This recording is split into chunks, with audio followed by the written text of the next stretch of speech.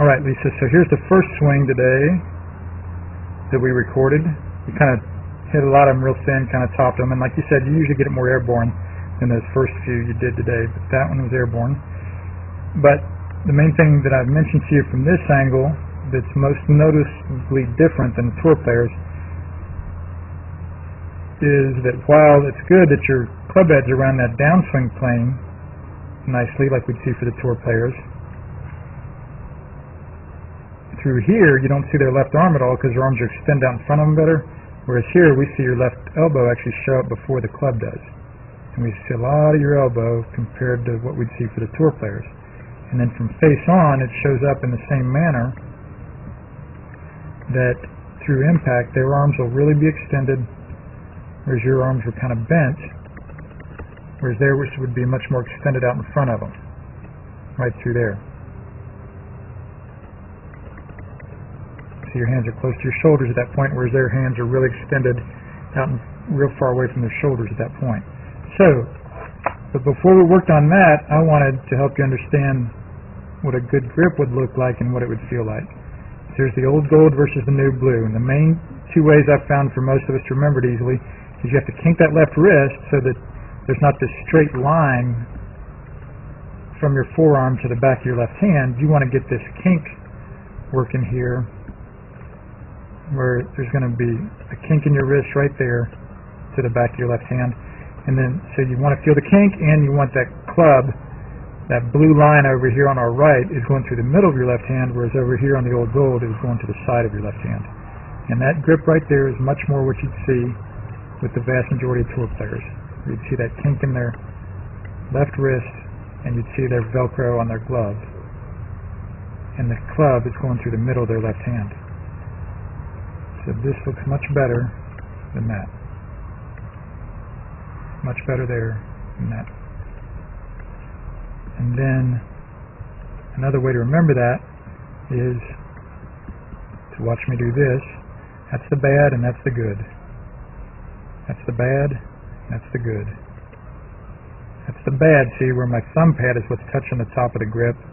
My heel pad's off the edge of the club, whereas now my heel pad's up on top of the top part of the grip, and my thumb pad's not touching the grip at all. And so sure enough, this is the bad stuff over here. You can see how you took your grip there. Your thumb pad is touching the club.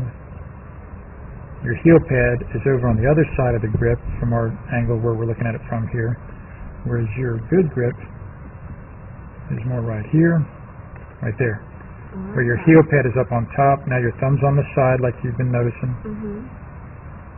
That's much more where you want it to be. Versus over here, that's the old gold stuff there.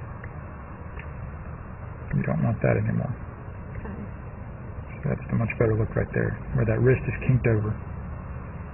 And then when you swung, it was pretty neat that we saw that you're, without even hardly thinking about it, through the impact area, I'm saying mainly because of the better grip, your arms are extended a lot better. Right there. On the new blue on our right versus the old gold on our left. You see how there's more of a gap between your shoulders and your hands at that point in your follow through because your arms are extended better. And the ball's went a lot better. So that is great. Did I forget anything? No, that's awesome. Thank you. That's a great start. Again, for never having any lessons, like you said. And you actually, that heel pad up on top, even though it feels weird with the kinked wrist, that's what you do in tennis too. You kind of have that heel pad up on top of the grip, and you have the kinked wrist. You don't have your wrist flat like that and the thumb pad touching the grip. All right? All right, thank you. Thank you. Hi, this is Joel. I'm here at Dr. Todd Elworth's office. He's one of the best chiropractors in the region. He's a TPI certified golf fitness professional, and I really want you to know about him because he can help you a lot with your golf fitness, just as he's helped my young student Taylor here in the last year or so. And how we met, Taylor came into my office with back pain. What we took him through is numerous screens to find out why he had the back pain. I don't only treat back pain, but my second goal is to find out exactly why he has this problem. So we analyzed him, we find out he has some certain weaknesses, we're putting on some strengthening exercises, and he's doing very well. He's done great. He's had very little back pain, and that's mainly because he injured himself working too hard at the golf course. So he's done his exercises. He's felt great. I'm very, very thankful that Todd's been able to help Taylor in this great way.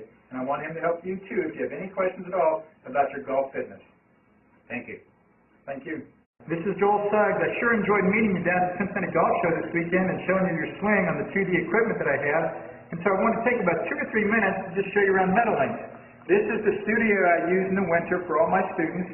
You see there's the down-the-line camera angle for our 2D equipment. And then we have the face-on camera angle also. And then what we also have here is 3D equipment to where I can show you your swing from 6 different camera angles with this 3D equipment. And we can get your swing from down to the 1/120th of a second in terms of exactly what your hips, shoulders, and hands are doing in the swing. And then also, I have the most realistic hitting curve I've ever seen from puttersedge.com. So when you hit your full shot, it feels as realistic as possible. And then I have 3 different green speeds for you to practice your putting. 9.5 on the step meter, 10.5 on the step meter, and 12.5 on the step meter. That's benefited my students tremendously. And then also I have a lot of learning aids like this Smart Stick. You can see the rest of those learning aids over here in my bag that we can work on to help you learn at a certain field in your golf swing that you and I both want. And then also I help my students a lot with their equipment through the winter. This is a frequency analyzer where we twang your club and it gives us a reading here. And then also we plot your whole set, each club on these lines to see if the set is really matched or not. Quite often they aren't, and it helps my students tremendously when they find out what clubs are the offending clubs. Then if we get tired of being indoors and we want to go outdoors and hit some, we can do that. It's my daughter. Ellie, good to see you. I haven't seen her in weeks. No wonder you've been gone, Ellie. You've been out here playing in the snow all this time. But this is our natural turf area. This is closed until April, as you can see. But it's a fantastic area where we can step outside and hit some balls and get some real ball flight. Or, if we get pretty satisfied and things are looking better on the video here, we're kind of cooped up inside and want to go outside, we can step on out and hit balls and see real ball flight for about 5 or 10 or 15 minutes, however long you and I can stand the cold, out into the air, and we see them land at these different flags. I have a yardage book for this driving range. It's the first one I've ever seen in my life where we know exactly what it is with the front, back, and middle of each green.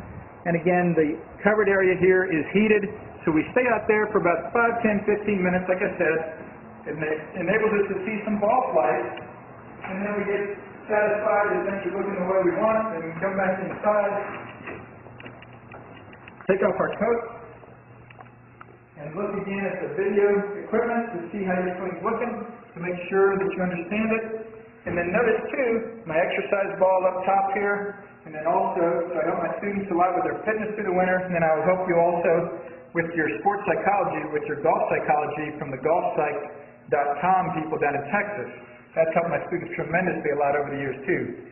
So again, I sure enjoyed meeting you down at the Cincinnati Golf Show this weekend.